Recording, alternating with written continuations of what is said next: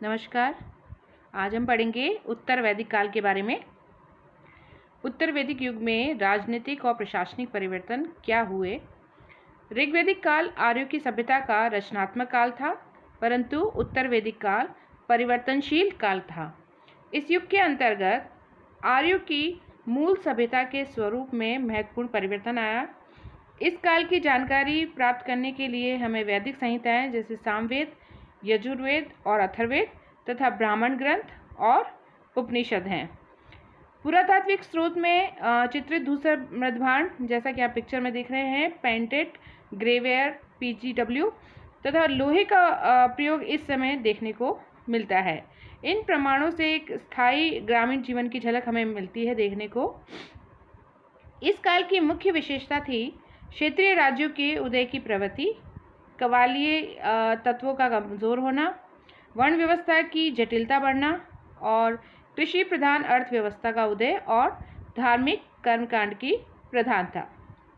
तकनीकी विकास के दृष्टिकोण से सर्वाधिक महत्वपूर्ण था लोहे का प्रयोग। आरंभ में इसका प्रयोग अस्त्र शस्त्रों के निर्माण में हुआ, परंतु धीरे धीरे इसका व्यवहार कृषि और अन्य आरंभिक जो आर्थिक गतिविधियां थी उनमें इसका प्रयोग होने लगा। इन परिवर्तनों का प्रभाव परिवर्तित सभ्यता और संस्कृति पर भी व्यापक रूप से पड़ा। उत्तर वैदिक काल में आर्य पंजाब से निकलकर गंगा यमुना के दोआब क्षेत्र में फैल रहे थे। आप मैप में देख रहे हैं। इस क्षेत्र में इसी काल में अनेक नए स्थानों पर नवीन बस्तियों का भी उदय हुआ। इन बस्तियों के निवासी चित्रित धूसर मृदभांड का प्रयोग करते थे और लोहे के प्रयोग से भी परिचित थे। उत्तरी दोआब में चित्रित धूसर मृदभांड के 700 स्थल मिले हैं। उत्तरी दोआब में जिसमें 4 की खुदाई हुई है: अंतरंजी खेड़ा, जखेड़ा, हस्तिनापुर और नोह। अभी तक उत्खनन में केवल अंतरंजी खेड़ा से ही लौह उपकरण के साक्ष्य मिले हैं। उत्तर वैदिक ग्रंथों में लोहे के लिए लोह अयस और कृष्ण शब्द का प्रयोग हुआ है। अंतरंजी खेड़ा में पहली बार कृषि से संबंधित लोह उपकरण भी प्राप्त हुए हैं। साहित्य ग्रंथों से भी आर्यों के कुरुक्षेत्र और मध्य देश तक के प्रसार की पुष्टि होती है।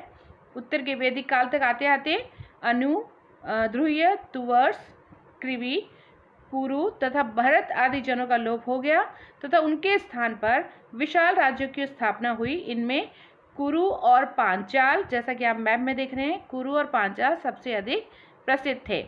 शतपथ ब्राह्मण में इन्हें वैदिक सभ्यता का सर्वश्रेष्ठ प्रतिनिधि बताया गया है। उत्तर वैदिक काल का राजनीतिक जीवन कैसा था? राजा की स्थिति, उसकी शक्ति और अधिकारों में वृद्धि हुई। उत्तर वैदिक काल में राजा का पद अब वंशानुगत हो गया। राजा के पद के महत्व में भी वृद्धि हुई, इंपॉर्टेंस मिली। राजत्व के देवी उत्पत्ति के सिद्धांत का उल्लेख भी साहित्यों में मिलता है। राजतंत्र का स्वरूप कबीलाई से बदलकर क्षेत्रीय हो गया। उत्तर वैदिक साहित्य में इसका स्पष्ट रूप से उल्लेख मिलता है। प्राची में सम्राट, प्राची यानी पूर्व में सम्राट कहलाया जाने लगा राजा। दक्षिण में भोज्य, जो राजतंत्र जो कहलाता था वो दक्षिण में भोज्य। प्रतीची यानी पश्चिम में स्वराज्य। उदीची यानी उत्तर में वैराज्य प्रकार का राजतंत्र था। यानी पूर्व में जो राजतंत्र था उसको कहते थे साम्राज्य और उसका राजा कहलाता था सम्राट। पश्चिम में उसे स्वराज्य कहा जाता था और उसका राजा कहलाता था स्वराट। उत्तर में वैराज्य कहा जाता था राजतंत्र को और उसका राजा विराट। दक्षिण में भोज्य कहा जाता था और राजा को बोलते थे भोज। और मध्य देश में राज्य कहा जाता था और उसका राजा राजा कहलाता था।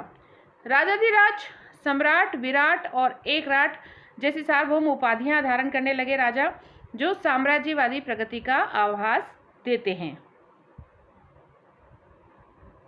विभिन्न प्रकार के राजत्व की प्राप्ति के लिए वाजपेयी, राजसूय, अश्वमेघ, इंद्र महाभिषेक इत्यादि तरह तरह के यज्ञों का अनुष्ठान करना आवश्यक हो गया।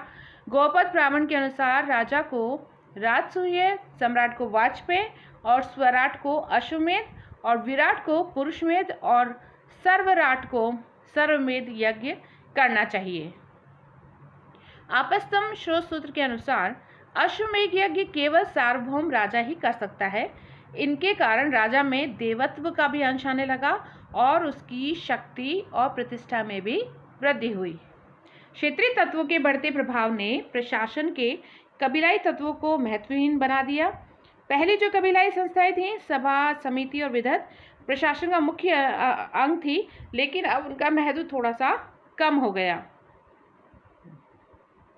इसका मुख्य कारण था क्षेत्रीय राज्यों का उदय और राजपद का वंशानुगत होना। राजा को गद्दी पर बैठने के समय अभिषेक यानी राजसूय यज्ञ करना आवश्यक हो गया था, और ये अभिषेक दो प्रकार के होते थे, पुनर्भिषेक और इंद्र महाभिषेक। अतः वैदिक कबीलाई संस्थाओं का स्थान जो है धीरे धीरे रत्नी ने ले लिया। अब राजा इन्हीं की मदद से प्रशासन करने लगा। रत्नी अधिकारियों के नाम हैं। शतपथ ब्राह्मण में 11 अधिकारियों का उल्लेख मिलता है, जो थे सेनानी, पुरोहित, युवराज, महिषी यानी रानी, सूत जो कि राजा का रथवान या सारथी होता था, ग्रामणी, क्षता यानी प्रतिहारी, संग्रहिता यानी कोषाध्यक्ष, भागदूत जो कर इकट्ठा करता था, अक्षवाप जो ध्रुत कीड़ा राजा का खेल में सहयोगी, पालागल ये राजा का मित्र होता था। तो इन रत्नियों की सहायता से ये राजा अपना शासन चलाता था और ये सभी अधिकारी राजा के प्रति उत्तरदायी होते थे। सभा समिति का स्वरूप यहाँ उत्तर वैदिक काल में चेंज हो गया है। सभा राज संस्था जैसी बन गई तथा समिति में दार्शनिक और धार्मिक वाद विवाद अधिक होने लगे। यद्यपि अभी राज्य की आमदनी का कोई जरिया नहीं था, तथापि वली, शुल्क और भाग के रूप में राजा को आमदनी हुआ करती थी। संग्रहिता इन्हें कर के रूप में वसूलता था, और परंतु ये कर उतना अधिक नहीं था जिसके आधार पर राजा स्थायी सेना या प्रशासनिक अधिकारियों की नियुक्ति कर सके। न्याय व्यवस्था और ग्राम्य व्यवस्था में अब भी स्थानीय तत्व मौजूद थे।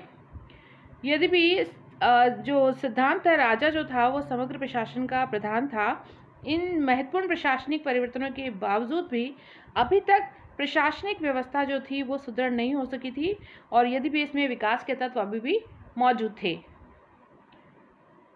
सामाजिक जीवन कैसा था उत्तर वैदिक काल में? इसमें सर्वाधिक महत्वपूर्ण परिवर्तन था वर्ण व्यवस्था का जटिल होना। इस काल में वर्ण व्यवस्था का आधार कर्म पर आधारित नहीं होकर जाति पर आधारित था, तथा वर्णों में कठोरता आने लग गई थी। ऐत्रेय ब्राह्मण में चारों वर्णों के कर्तव्यों का, ड्यूटीज का उल्लेख मिलता है। इस काल में ब्राह्मण और क्षत्रिय समाज के सर्वश्रेष्ठ, सुविधाभोगी तथा विशेष अधिकार प्राप्त वर्ग बन गए। कौन? ब्राह्मण और क्षत्रिय। इसके विपरीत वैश्य और शूद्र जो थे वो सुविधा विहीन वर्ग थे। इन चारों वर्णों में सबसे बुरी अवस्था जो थी वो शूद्रों की थी। चारों वर्णों के आचार विचार, खान पान और विवाह संबंधी जो नियम थे वो अलग अलग थे।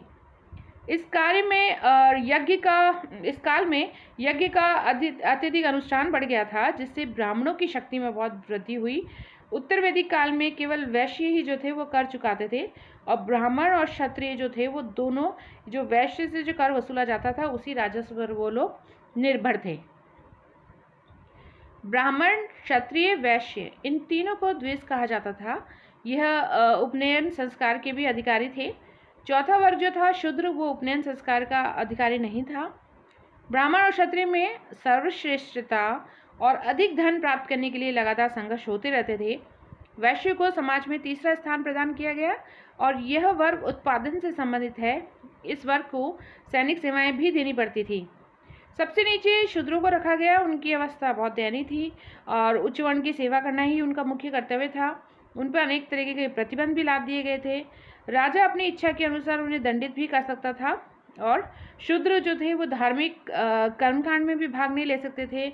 उनका छूना या उनके साथ संपर्क करना निंदनीय और अवांछनीय माना गया। उच्च वर्ण वाले अनेक सामाजिक विशेष अधिकारों से संपन्न थे, जैसे उच्च वर्ग के पुरुष निम्न श्रेणी की स्त्रियों से वैवाहिक संबंध स्थापित कर सकते थे, परंतु निम्न श्रेणी के पुरुष उच्च श्रेणी की स्त्रियों से विवाह नहीं कर सकते थे। वर्ण व्यवस्था की जटिलता ने जो सगोत्र विवाह यानी जो विशेषकर ब्राह्मणों के बीच में होते थे उस पर प्रतिबंध लगा दिया गया। अंतर्जातीय विवाह संभव थे, परंतु शूद्रों से वैवाहिक संबंध कायम करना धर्म विरोधी और निंदनीय माना गया। वर्ण व्यवस्था की जटिलता ने कालांतर में जाति व्यवस्था को भी जन्म दिया और चांडालों और दासों इत्यादि को जो था वो वर्ण व्यवस्था से बिल्कुल बाहर रखा गया। उत्तर वैदिक युग में व्यक्तिगत संपत्ति के उदय ने सामाजिक असमानता को उत्पन्न किया। परिवार का मुखिया अब भी सम्मानीय व्यक्ति था। खान पान, वस्त्र, आभूषण तथा आमोद प्रमोद के साधन भी पूर्ववत जैसे थे पहले ऋग्वेदिक काल में वैसे के वैसे बने रहे, परंतु इस काल में पितृसत्तात्मक तत्व ज़्यादा प्रबल होते चले गए। इसका सीधा परिणाम जो निकला वो स्त्रियों की अवस्था पर पड़ा। स्त्रियों की स्थिति में गिरावट आई। पुत्र की कामना पूर्ववत की जाती रही जैसे ऋग्वेदिक काल में की जाती रही थी, परंतु अब पुत्रियों का जन्म जो था वो अब अभिशाप माना जाने लगा। उत्तर वैदिक काल में विवाह एकात्मक ही होते थे, तथापि उच्च वर्णों में बहुविवाह की प्रथा प्रचलित हो चुकी थी। कन्याओं को बेचने और दहेज लेने के भी उदाहरण मिलते हैं। नियोग और विधवा विवाह की भी प्रथा प्रचलित थी। सती प्रथा का उदय अभी तक नहीं हुआ था। अल्प आयु में ही लड़कियों के विवाह करने पर जोर दिया जाने लगा। स्त्रियों को पूर्णतः पुरुषों के अधीन कर दिया गया। उनके राजनीतिक और धार्मिक अधिकारों पर भी प्रतिबंध लगा दिया। कुछ स्त्रियां अब भी विद्या, नृत्य और संगीत में पारंगत होते थे। कुछ स्त्रियों को ये अधिकार थे और स्त्रियों की शिक्षा दीक्षा जो थी वो बिल्कुल नियंत्रित थी। उत्तर वैदिक काल में वर्ण के साथ साथ आश्रम व्यवस्था का उदय हुआ। इस व्यवस्था में मनुष्य के संपूर्ण जीवन की आयु 100 मानकर 4 आश्रम ब्रह्मचर्य, गृहस्थ, वानप्रस्थ और संन्यास आश्रम का निर्धारण किया गया। ब्रह्मचर्य आश्रम में व्यक्ति को विद्या अध्ययन करना होता था। गृहस्थ आश्रम में विवाह करके संतान उत्पन्न करना, वानप्रस्थ आश्रम में वन की ओर गमन और संन्यास आश्रम में सांसारिक मोह माया को त्यागना होता था। आश्रम व्यवस्था का पालन करना प्रत्येक स्त्री और पुरुष का नैतिक और सामाजिक कर्तव्य था। आश्रम व्यवस्था की स्थापना के पीछे 2 मूल उद्देश्य थे। पहला, मनुष्य इस व्यवस्था द्वारा 4 प्रकार के ऋणों जैसे देवता, ऋषि, पितरों और मानव जाति के प्रति ये 4 ऋण थे, उनसे उऋण हो सके और इस व्यवस्था द्वारा मानव जीवन के 4 महान पुरुषार्थों धर्म, अर्थ, काम और मोक्ष की प्राप्ति कर सके। ये व्यवस्था भी उच्च वर्णों के लिए ही सुरक्षित रखी गई। उत्तर वैदिक काल में दूध, दही, चावल, जौ, गेहूं और सरसों इन सब का प्रयोग भोजन के रूप में किया जाता था। मांस खाना इस काल में थोड़ा सा बुरा समझा जाने लगा। अथर्ववेद में किसी भी जीव की हत्या कर उसका मांस खाना निंदनीय बताया गया है, लेकिन किंतु कुछ विद्वानों का मानना है कि उत्सवों और त्योहारों पर मांस का प्रयोग खाद्य सामग्री के रूप में किया जाता था। इस काल के जो आर्य थे वो पेय पदार्थ में सुरा का प्रयोग करते थे। उत्तर वैदिक काल में वस्त्र पहले की अपेक्षा कुछ श्रेष्ठ हो गए और 3 प्रकार के ही वस्त्र पहनते थे ये, नीवी, वास और अधिवास। नीवी जो कमर से नीचे पहना जाता था, वास ये जो कमर से ऊपर, और अधिवास एक ओढ़नी की तरह ऊपर से चादर की तरह ओढ़ा जाता था। इसके अतिरिक्त पगड़ी को स्त्री पुरुष दोनों ही पहनते थे। वस्त्र ऊनी और सूती दोनों प्रकार के पहने जाते थे। इसके अलावा स्त्री और पुरुष दोनों ही सोने, चांदी और बहुमूल्य रत्नों के आभूषण पहना करते थे। नृत्य और संगीत उत्तर वैदिककालीन आर्यों के मनोरंजन के मुख्य साधन थे। संगीत में गायन और वादन दोनों प्रकार के संगीत का प्रचलन था। इसके अलावा रथ दौड़, घुड़दौड़, जुआ आदि जो थे वो मनोरंजन के प्रमुख साधनों में से थे। उत्तर वैदिक काल में शिक्षा का मुख्य उद्देश्य जीवन को समृद्ध और सुखमय बनाना था। विद्यार्थियों के लिए उपनयन संस्कार आवश्यक बना दिए गए, परंतु शूद्र और स्त्री ये संस्कार नहीं कर सकते थे। शिक्षा गुरुकुल में दी जाती थी और मौखिक होती थी और विद्वानों की भाषा जो होती थी वो संस्कृत होती थी। इस काल में शिक्षा के अनेक महत्वपूर्ण केंद्र विकसित हो चुके थे। विद्यार्थियों को वेद, उपनिषद, व्याकरण और व्यवहारिक ज्ञान की शिक्षा दी जाती थी। आर्थिक जीवन उत्तर वैदिक काल का कृषि उत्तर वैदिक कालीन लोगों का मुख्य व्यवसाय था। ऋग्वेदिक काल की तुलना में इस काल में कृषि क्षेत्र में बहुत उन्नति हुई। बीज, फसल तथा खेती करने की नई तकनीक का विकास हुआ। अच्छी तथा अधिक मात्रा में फसल उगाने के लिए खाद का अत्यधिक प्रयोग किया जाता था। गेहूं, जौ और चावल आदि इस काल की मुख्य फसलें थीं। कृषि के लिए सिंचाई की व्यवस्था उच्च कोटि की थी और सिंचाई के कृत्रिम साधनों का भी अभाव नहीं था। शतपथ ब्राह्मण में 4 प्रकार के कृषि कर्म बताए गए हैं। जुताई, बुआई, कटाई और ओसाई का वर्णन इसमें मिलता है। तैत्तिरीय संहिता से पता चलता है कि वर्ष में 2 फसलें की जाती थी। पशुपालन उत्तर वैदिक काल के लोगों की अर्थव्यवस्था का मुख्य आधार था और खेती के साथ साथ पशुपालन भी होता था। पशुओं में जैसे गाय, बैल, बकरी, कुत्ता, घोड़ा, इस तरीके के जानवर में पाले जाने वाले प्रमुख थे। इनमें गाय का महत्व सर्वाधिक था, जिसकी पास जितनी अधिक गायें होती थी उसका उतना ही अधिक वैभव माना जाता था और राजा किसी व्यक्ति को सम्मानित करते समय उसे गाय भी प्रदान करते थे। उत्तर वैदिक साहित्य में कृषि और पशुपालन के अलावा अनेक प्रकार के व्यवसायों का भी उल्लेख मिलता है। वाजसनेयी संहिता में मछुआरे, सारथी, गडरिया, स्वर्णकार, मणिकार, रस्सी पढ़ने वाले और टोकरी बनाने वाले, धोबी, लोहार, जुलाहा, रंगसाज, कुंभकार, ये व्यवसायों का उल्लेख जो मिलता है वो वाजसनेयी संहिता में मिलता है। इस समय मिट्टी के एक विशेष प्रकार के बर्तन बनाए जाते थे जो कि उत्तर वैदिक काल की एक विशेषता है। चित्रित, धूसर, मृदभांड, जैसा कि यहाँ पिक्चर में देख रहे हैं ऊपर में, ये ग्रे कलर के होते थे, इसलिए इसको पेंटेड ग्रेवेयर यानी PGW कहा जाता है। चित्रित, धूसर, मृदभांड। चाक की सहायता से मिट्टी के बर्तन बनाए जाते थे। साहित्यिक स्रोतों में कुलालों यानी कुंभकारों और कुलाल चक्रों यानी चाक का उल्लेख मिलता है। सूत काटने और वस्त्र बुनने का व्यवसाय भी बहुत अधिक विकसित था उत्तर वैदिक काल में और सूत काटने का जो कार्य था वो मुख्यतः स्त्रियां ही करती थी। बढ़ई, चर्मकार और धातुकर्मी, जो कि इनका जैसे तांबा, लोहा, सोना और चांदी का व्यवसाय भी उस समय प्रचलित था। विभिन्न व्यवसाय संभवतः समूह में संगठित थे।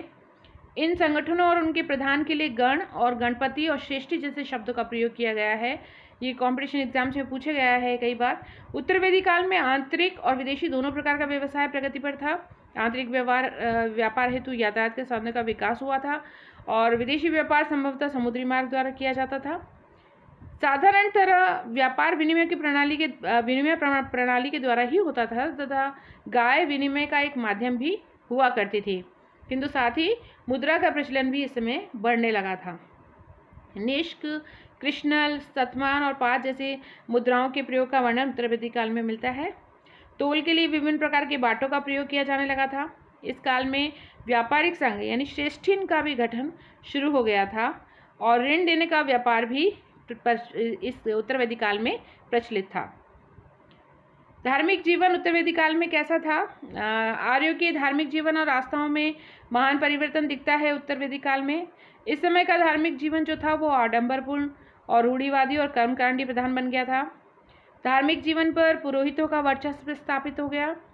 ऋग्वेद में जिन प्रमुख देवताओं जैसे इंद्र, वरुण, अग्नि, मित्र, इनको प्रधान माना जाता था, लेकिन अब उनका स्थान गौण हो गया और उनकी जगह नए देवताओं जैसे रुद्र यानी शिव, विष्णु या नारायण और प्रजापति यानी जैसे ब्रह्मा ने ले लिया।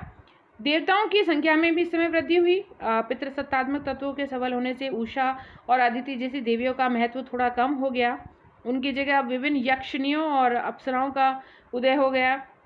देवताओं में सबसे प्रमुख स्थान प्रजापति यानी ब्रह्मा को दिया गया। उसे विश्व का सृष्टिकर्ता माना गया। रुद्र यानी पशुओं का देवता शिव या पशुपति कहलाने लगे। विष्णु पालनकर्ता के रूप में प्रतिष्ठित हुए। इस प्रकार उत्तर वैदिक काल में त्रिमूर्ति की भावना का विकास हुआ। ब्रह्मा, विष्णु और महेश ही प्रमुख देवता बन गए। पूषण जो पहले मवेशियों का देवता होता था यानी पशुओं का देवता होता था, अब मुख्यतः शूद्रों का ही देवता बन गया।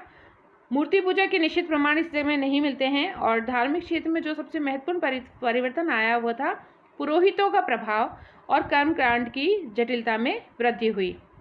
क्षत्रिय ब्राह्मणों के संरक्षक बन गए। ब्राह्मणों ने भी धन प्राप्त करने और राज्य की शक्ति को स्थापित और सुदृढ़ बनाने के लिए यज्ञ का आयोजन आवश्यक कर दिया। फलस्वरूप इस युग में तप और भक्ति की जगह यज्ञ और बलि पर ज़्यादा बल दिया जाने लगा। यज्ञों के संपादन के लिए अब पुरोहितों का सहयोग जो था वो आवश्यक बन गया। चाहे यज्ञ छोटे हों या बड़े, बिना पुरोहितों की सहायता के इनको पूरा नहीं किया जा सकता था। यज्ञ जो थे वो बलि प्रधान और खर्चीले थे तथा लंबे समय तक चलते रहते थे। इन यज्ञों को संपादित करवाने के निमित्त पुरोहितों को बहुत अधिक दान दक्षिणा दी जाती थी। साहित्य ग्रंथों में इस समय जिन प्रमुख यज्ञों का उल्लेख मिलता है वो हैं वाजपेय, राजसूय और अश्वमेध यज्ञ। ये सारे यज्ञ राजाओं यानी क्षत्रियों के लिए ही सुरक्षित रखे गए और इन यज्ञों का उद्देश्य राजा की शक्ति और उसकी प्रतिष्ठा में वृद्धि करना था। उसके साथ साथ इसका उद्देश्य कृषि उत्पादन को भी बढ़ाना था। अतः ब्राह्मणों और क्षत्रियों दोनों ने कर्मकांडों को बढ़ावा दिया। यज्ञों के साथ विभिन्न संस्कारों के पालन पर भी बल दिया गया, जैसे ये संस्कार जो गर्भाधान से शुरू होकर मृत्यु पर्यंत होते रहते थे, इन सभी ने पुरोहितों का प्रभाव समाज पर स्थापित कर दिया और उनकी संख्या और उनकी श्रेणियों में भी वृद्धि हुई। अब उनमें से कुछ होत्र, उद्गाता या अधर्वी के नाम से भी विख्यात हुए। वे राजा के प्रमुख सलाहकार भी बन गए। उत्तर वैदिक युग में जहाँ एक तरफ यज्ञ, बलि और कर्मकांडों की प्रधानता बढ़ती जा रही थी, वहीं एक नई दार्शनिक विचारधारा का भी उदय हुआ, जिसने यज्ञ और बलियों को निरर्थक बताकर तप और ज्ञान का मार्ग भी सुझाया। इस विचारधारा ने ब्राह्मणों के कर्मकांड पर गहरा आघात कर 6ठी शताब्दी ईसा पूर्व के धर्म सुधार आंदोलन की पृष्ठभूमि तैयार कर दी। आर्णकों में यज्ञ बलि की अपेक्षा तप को ज़्यादा जोर दिया हुआ है। उसके अनुसार शरीर को तपस्या द्वारा कष्ट देकर ही मोक्ष की प्राप्ति की जा सकती थी, और तप मार्ग के ठीक विपरीत उपनिषदों में जो दिया गया था ज्ञान मार्ग का रास्ता दिखाया। उपनिषदों ने अद्वैतवाद का सिद्धांत प्रतिपादित किया। आत्मज्ञान द्वारा ही परम ब्रह्म या मोक्ष की प्राप्ति की जा सकती है। षट दर्शन का बीजारोपण भी उत्तर वैदिक काल में हुआ। इन नए धार्मिक विचारों ने धार्मिक क्षेत्र में नई क्रांति ला दी।